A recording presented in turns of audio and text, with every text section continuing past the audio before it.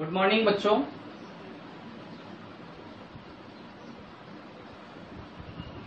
आज का जो अपना टॉपिक है वो है एड्सॉर्प्शन, अधिशोषण। आपने पहले ये वर्ड सुना है अधिशोषण। अधि का मतलब क्या होता है? ऊपरी सतह, ऊपर की ओर। और शोषण का मतलब जुड़ना, ऐड होना। अधिशोषण क्या घटना होती है? ध्यान देना, कोई भी ठोस पदार्थ है या कोई द्रव है, ठोस पदार्थ या द्रव के पृष्ठ सतह पर जो सबसे ऊपर वाली सतह होती है उस पर जब कोई पदार्थ आकर के जुड़ जाता है तो उस घटना को क्या कर देते हैं? अधिशोषण कर देते हैं।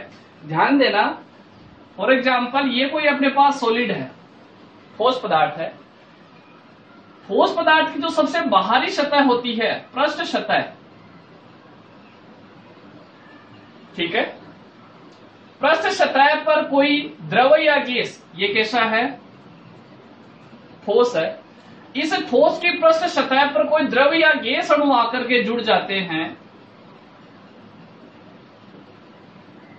इस प्रकार से द्रव या गैसीय अणु आकर के जुड़ जाते हैं तो ये जो घटना होती है, ये जो परिघटना होती है, क्या कहलाती है? अधिशोषण कहलाती है। अधिशोषण ध्यान रखना एक प्रकार की कौन सी घटना होती है? पृष्ठीय घटना होती है। यहां इसका इंपॉर्टेंट पॉइंट ध्यान रखना, एक प्रकार की कौन सी घटना है? पृष्ठीय घटना, ठीक है। यहां ध्यान देना, अधिशोषक क्या होता है और अधिशोष्य क्या होते हैं, दो वर्ड समझना है।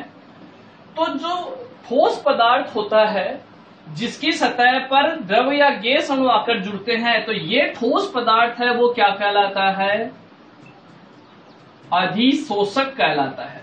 क्या कहलाता है? अधिशोषक।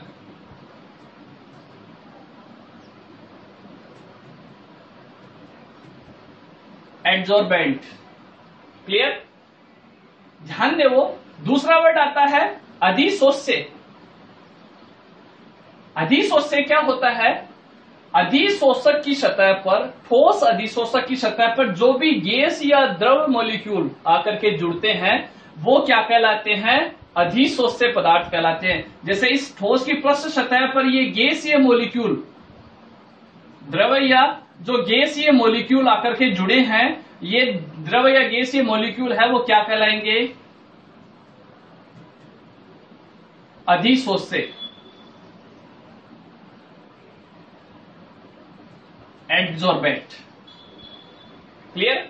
तो ध्यान देना, किसी ठोस पदार्थ की पृष्ठ सतह पर या अधिशोषक की सतह पर अधिशोष्य पदार्थ का आकर जुड़ना क्या कहलाता है? अधिशोषण कहलाता है।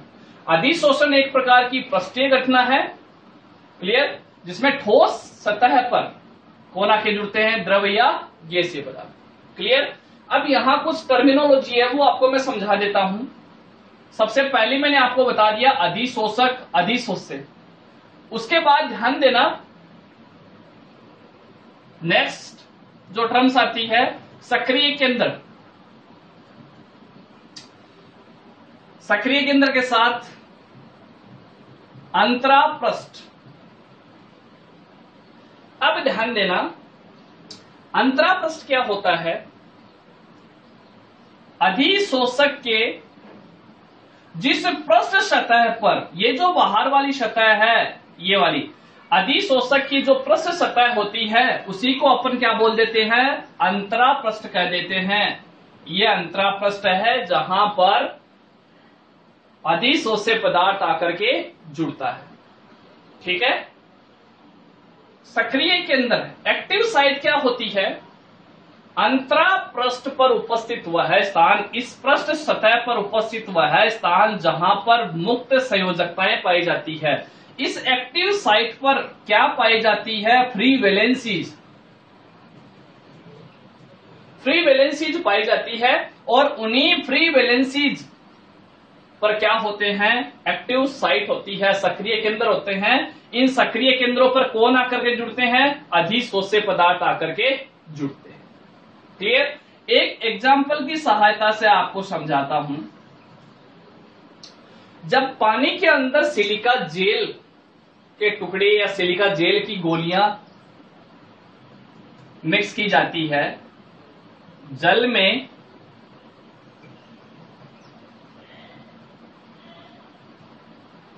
सिलिका जेल की गोलियां मिलाई जाती है, तो आपने ध्यान दिया है कुछ समय पश्चात सिलिका जेल की गोलियां फूल करके मोटी हो जाती है। ऐसा किस घटना के कारण होता है? अधिशोषण घटना के कारण होता है। इस परिघटना के अंदर क्या होता है, जब जल के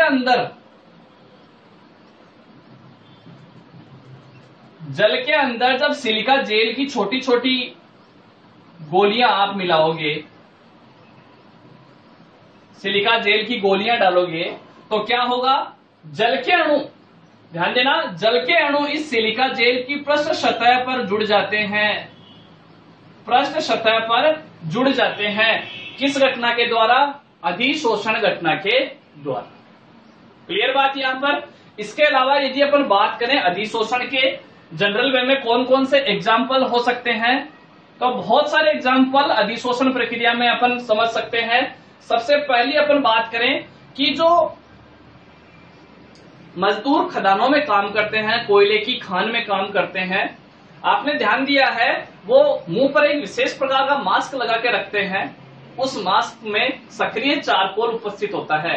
ध्यान देना, कोयले की खान के अंदर जो मजदूर काम करते हैं वो मुंह पर एक विशेष प्रकार का मास्क यूज करते हैं, और उस मास्क के अंदर क्या होता है? Active charcoal. क्या पाया जाता है? एक्टिव चारकोल पाया जाता है। उस एक्टिव चारकोल या सक्रिय चारकोल का मेन काम क्या होता है? ये सक्रिय चारकोल विभिन्न प्रकार की ऑक्सीजन, हाइड्रोजन, CO2 या जो हानिकारक गैसें होती है, ऑक्सीजन की तो सप्लाई करेगा, ये विभिन्न प्रकार की हानिकारक गैसों को अपनी सतह पर क्या कर देता है? अधिशोषित कर देता है।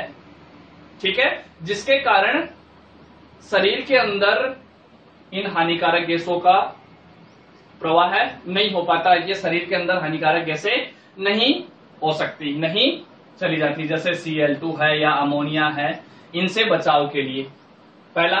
दूसरा मैंने बता दिया कि जल के अंदर सिलिका जेल की कुछ गोलियां डाली जाती है तो वो फूल जाती है, दूसरा एग्जाम्पल हो गया।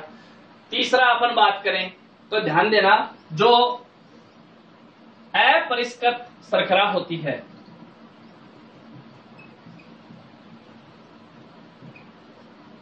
अपरिष्कृत शर्करा, या बात करते हैं जब शर्करा का शुद्धिकरण किया जाता है, शर्करा का शुद्धिकरण किया जाता है तो किसकी सहायता से किया जाता है? जंतव चारकोल की सहायता से, एनिमल चारकोल की सहायता से शर्करा का शुद्धिकरण किया जाता है।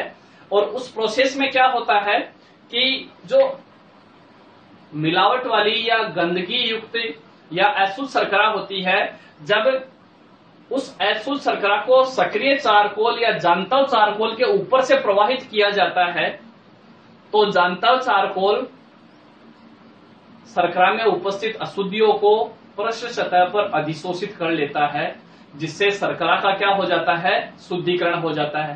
शर्करा के शुद्धिकरण के लिए क्या किया जाता है कि जंतव चारकोल के बड़े बड़े टुकड़े, जंतव चारकोल के बड़े बड़े टुकड़े लगे होते हैं बेल्ट पर, और यहां से अशुद्ध शर्करा इन पर डाली जाती है। तो ये क्या होते हैं? जो जंतव चारकोल के बड़े बड़े टुकड़े होते हैं, ये क्या है? जंतव चारकोल। ठीक है, ये जंतव चारकोल क्या करता है? इस अशुद्ध शर्करा में उपस्थित जो गंदगी है, अशुद्धियां हैं, उनको पृष्ठ सतह पर क्या कर लेता है? अधिशोषित कर लेता है। ये एग्जाम्पल भी किसका है? अधिशोषण का।